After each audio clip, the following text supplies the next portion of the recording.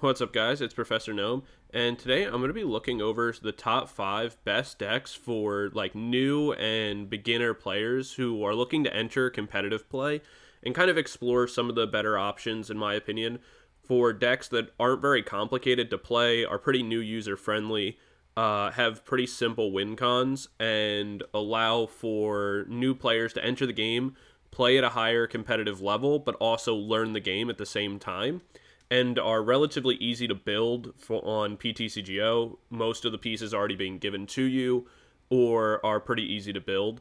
So in this list is in no comprehensive order, so 1 through 5 are all relatively the same in terms of like what I think are simplistic or like easy to play, but they do range in power a little bit, depending on the meta and depending on where the game's at any given time.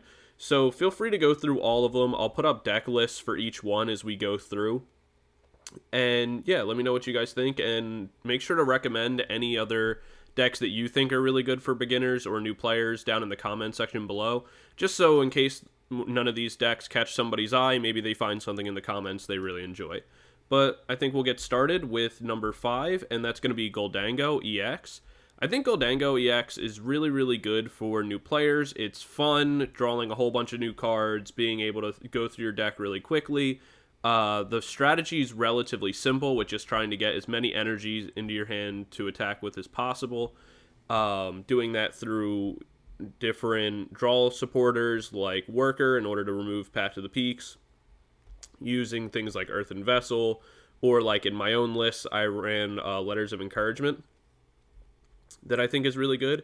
There's a Palkia version of this deck and a Scizor version of the deck. Both I think are totally fine, but I'd recommend the Scizor version first for beginners and kind of use that, get used to the deck there, and then expand onto the Palkia list as you become a little bit more experienced. But I think overall the list is strong, it's really fun, it's easy to build on PTCGO since most of the deck and cards are given to you through the Battle Pass, the Premium Battle Pass, I believe it is. Most of the deck will be given to you, so it's very accessible, it's a lot of fun, and I think it's good for new players to experience. But yeah, we'll go into number 4. Number 4, comboing off of that, I have Chien-Pao EX. Chien-Pao EX is in a very good spot in the meta right now, especially post-rotation. I've been adamant to say that I think it's going to be the best deck in the entire game. And I think that it's a great time to learn the deck now, even if you're more experienced and just have never tried it. I think now is a great time to start learning it for when the rotation happens. But the deck itself plays by a very, very simple strategy, where you just try to put as many energies on board as possible to be able to attack with Chien-Pao EX. And you can do that with using Baxcalibur's ability. So a simple, easy way to play it is that you just want to make sure that you get your Baxcalibur out as soon as possible using a supporter in the deck called Irida, that it grabs you a water Pokemon and any energy or any item card.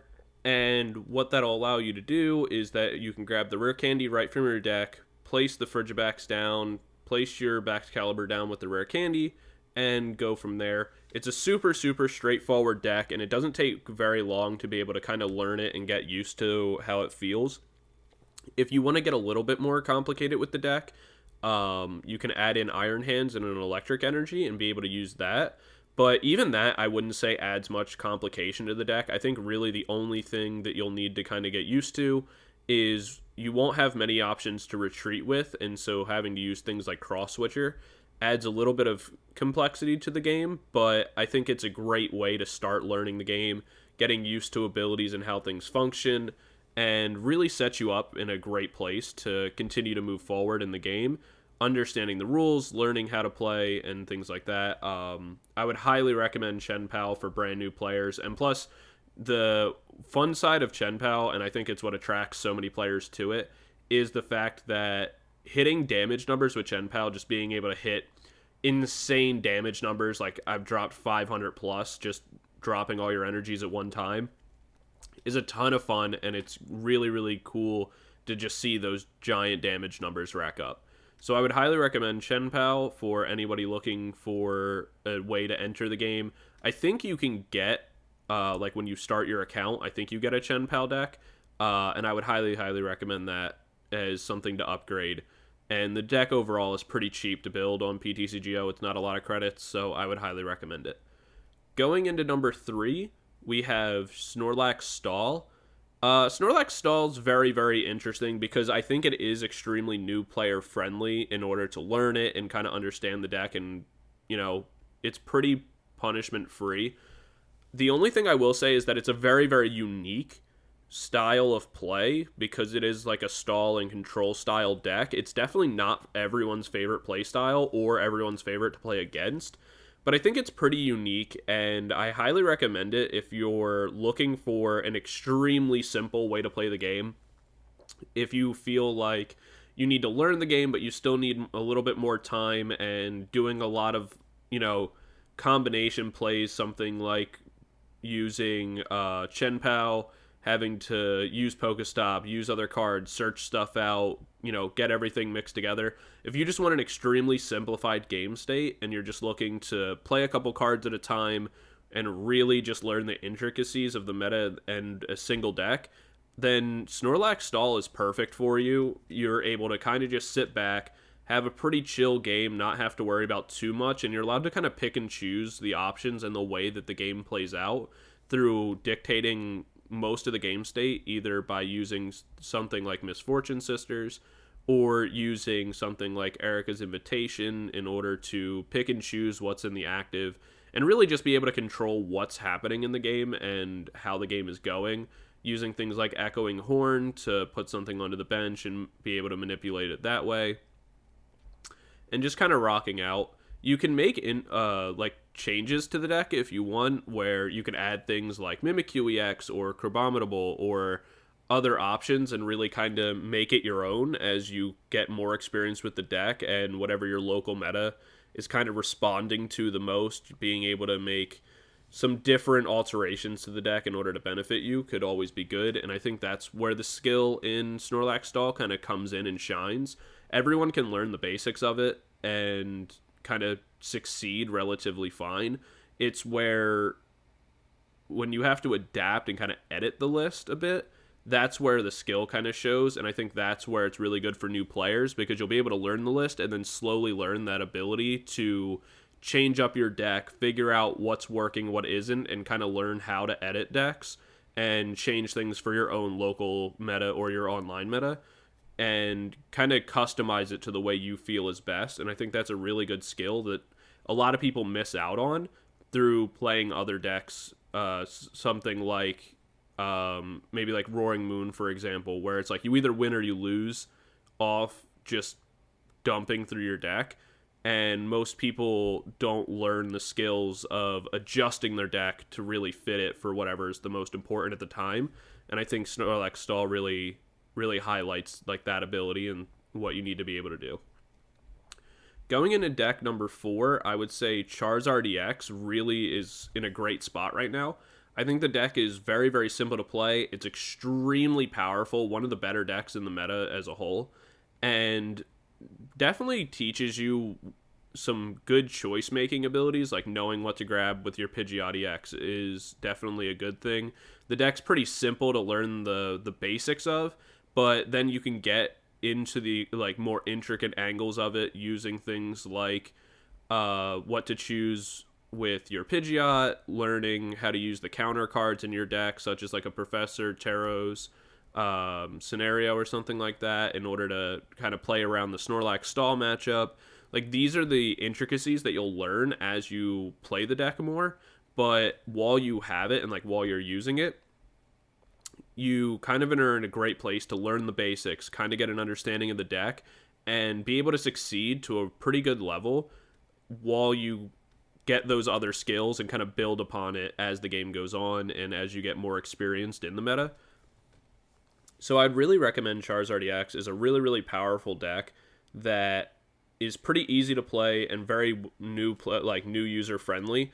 It costs a bit of credits to build. It was the deck that you got for free playing during Obsidian Flame, but I don't know if that deck's available to everybody anymore now that we've gone into Paradox Rift. So if you have the deck from that, then fantastic. I definitely recommend playing that. But if you don't, it costs a bit of credits to be able to build and play. So, do with that what you will. A lot of these other decks you're able to build for way less credits. But Charizard's a fan favorite, so another reason why I highly recommend it. Give it a shot if you can. If you already have the deck, great. If you don't, just build up some credits to, to be able to play it. I think it's definitely worthwhile and very, very strong in the meta. But speaking of strong in the meta, we'll go to our last deck. This is number 1, sorry. The best deck in the format, or one of the best decks in the format, is also a deck that I think is extremely, extremely powerful right now, and also very, very good for new players, and that's going to be Miraidon EX. I think Miraidon EX is super, super strong because it has a very, very simplified game state. Its strategy is very, very basic. It doesn't really need to do anything extremely complicated. It doesn't have an extreme amount of important decision making that comes up frequently. You kind of just get to play the same strategy each turn and then learn the intricacies of the choices you want to make later. Doing things like where to place your energies at the right time, knowing like what matchups you want to use the Raichu and what matchups you don't, what you want on your bench, and like learning skills like that, like learning what you want on your bench versus what is just going to take up space and what's going to be useful in certain matchups, are skills you're going to learn through playing the deck and getting a better understanding for it. But its basic strategy is really, really simple, and I highly recommend it to new players because not only is it probably one of the best decks in the meta right now, so it'll give you a good amount of experience and give you kind of your best deck to be able to win with, which is something that everybody obviously enjoys. We don't want to just lose every game we're playing. But it also gives you an opportunity to kind of learn a bit of the higher skill choice options. So learning how to use your Forest Seal Stone effectively, making sure that you're attaching it at the right times, what you're discarding, when you're discarding stuff, knowing how to move your pieces around and really accelerate with an aggressive deck style. With Miraidon, you don't really have the option to just kind of sit around and wait. You want to be on the gas at all times, and this deck allows you to do that. So it really teaches you to kind of play that very aggressive play style, really know what you're looking for, and kind of get the ball rolling as soon as possible to steamroll a game and not kind of play on the back foot trying to react to your opponent. And I think that's something that's really good to be able to learn, is that you can't just always kind of look to counter what your opponent's doing or try to react to their plays. You want to be able to force the game state and make them react to you and what you're doing first. So these are going to be my top 5 best decks for beginners. Definitely let me know what you think. If there's a deck that I missed that you think is better and should be included on the list, or if there's a deck that you disagree with that you don't think should be on here, like potentially something like Charizard EX because of the cost in order to build it potentially, or if you just disagree in general that some of these decks are either too complicated or are not complicated enough, definitely let me know what you guys think. Make sure to like, comment, and subscribe. I really appreciate it, and let me know what you think of content like this. It's definitely something that I want to put more of an emphasis on this channel, is doing like some off-meta decks, but also definitely making stuff that's better for beginners and newer players, since I think a lot of the content that gets made on YouTube right now is aimed at a competitive audience, which is great, but it makes it hard for brand new players to really have an in to the game, and that's something that I want to kind of be able to provide going forward. So definitely let me know what you guys think, and yeah, I'll see you guys in the next one. Peace.